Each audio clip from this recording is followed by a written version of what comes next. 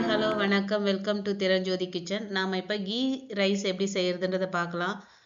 Stove on பண்ணிட்டு குக்கரை வச்சிருங்க. அதுல 1 ஸ்பூன் வந்து கீ ஆட் பண்ணிக்கோங்க. கொஞ்சம் போல குக்கிங் ஆயில ஆட் பண்ணிக்கோங்க. இதுல 4 கிராம்பு, ஒரு பட்டை, ஒரு சின்னதா அனாசி ஆட் பண்ணிக்கோங்க. பச்சை மிளகாய் 2 கட் பண்ணியிருக்கேன், அதை ஆட் பண்ணிக்கலாம். ஒரு 100 கிராம் ஆனியன், நான் வந்து 1/2 கிலோ அரிசி எடுத்து வச்சிருக்கேன், அதனால 100 கிராம் ஆனியன் போட்டு நல்லா வதக்கணும்.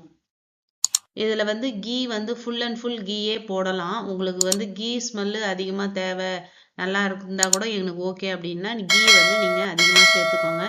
எங்களுக்கு வந்து கீ வந்து ரொம்ப கம்மியான ஸ்மெல்லு தான் பிடிக்குன்றதுனால நான் குக்கிங் ஆயில ஆட் பண்ணியிருக்கேன். உங்களுக்கு எவ்வளோ தேவையோ அவ்வளோ ஆட் பண்ணிக்கோங்க. இதோட கூட நம்ம குருமா வச்சு ஆட் பண்ண சாப்பிட போறோம். அதனால வந்து பச்சை மிளகாய் 2 ஆட் பண்ணியிருக்கேன். உங்களுக்கு வந்து காரம் கொஞ்சம் கூட வேணும் அப்படின்னா நீங்க இன்னும் 2 பச்சை மிளகாவை சேர்த்துக்கலாம். அது ஒன்றும் உங்களுக்கு ஏற்ற மாதிரி தான். இப்போ வந்து கோல்டன் ப்ரௌன்ல வெங்காயம் வரக்கூடாது. கொஞ்சம் முன்னாடியே வந்து கலர் சேஞ்ச் ஆக சொல்லவே நம்ம இஞ்சி பூண்டு பேஸ்ட்டை ஆட் பண்ணிக்கலாம்.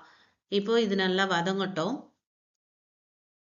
அந்த இஞ்சி பூண்டு பேஸ்ட் பச்சை வாடை போற வரைக்கும் நல்லா வதங்கட்டும். வதங்கின பிறகு ஒரு பிடி கொத்தமல்லி, ஒரு பிடி புதினா இலையை இதோட ஆட் பண்ணிக்கலாம். இது எண்ணெயோடவே நம்ம வதக்கணும்னா எல்லா ரைஸ்லையுமே வந்து அந்த ஸ்மெல்லு இருக்கும், நல்லா டேஸ்டா இருக்கும்.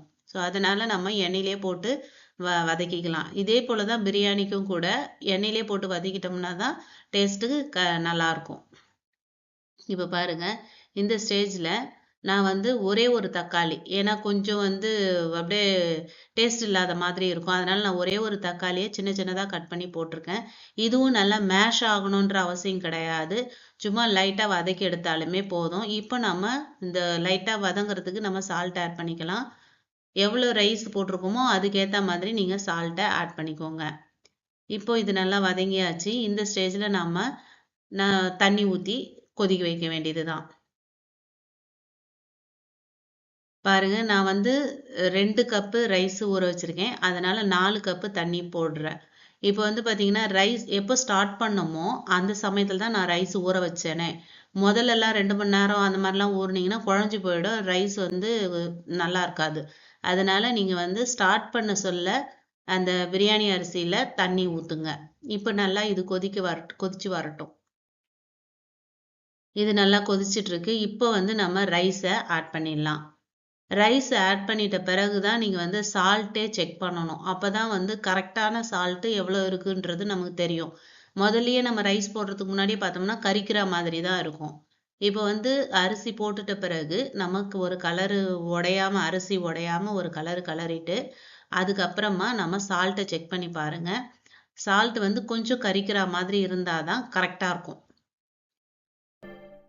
இப்போ வந்து சால்ட் எல்லாம் நான் செக் பண்ணியாச்சு. இப்போ வந்து மூடிட்டு ஒரு விசில் போட்டால் போதும், 2 விசில்லாம் போடக்கூடாது. ஒரு விசில் போட்டுட்டு அதில் ஒரு 2 மினிட்ஸ் வந்து சிம்மில் வைக்கணும். ஒரு விசில் வந்தாச்சு, சிம்மில் வச்சுருங்க. சிம்மில் ஒரு 2 மினிட்ஸ் இருக்கட்டும்.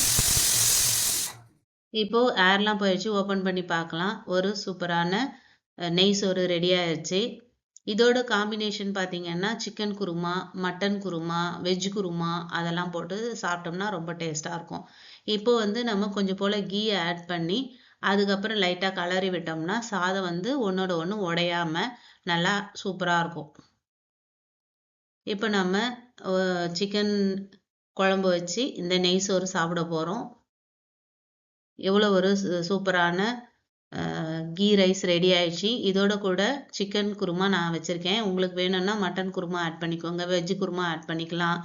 அதே போல் வேறு எதனா வெறும் குருமா கூட, தக்காளி குருமா கூட நீங்கள் இதில் ஆட் பண்ணி சாப்பிட்டிங்கன்னா ரொம்ப டேஸ்ட்டாக இருக்கும். உங்கள் வீட்டில் செஞ்சு பாருங்கள். செஞ்சு பார்த்துட்டு உங்களுடைய கமெண்ட்ஸை சொல்லுங்கள். தேங்க்யூ. வாழ்க வளமுடன். நன்றி.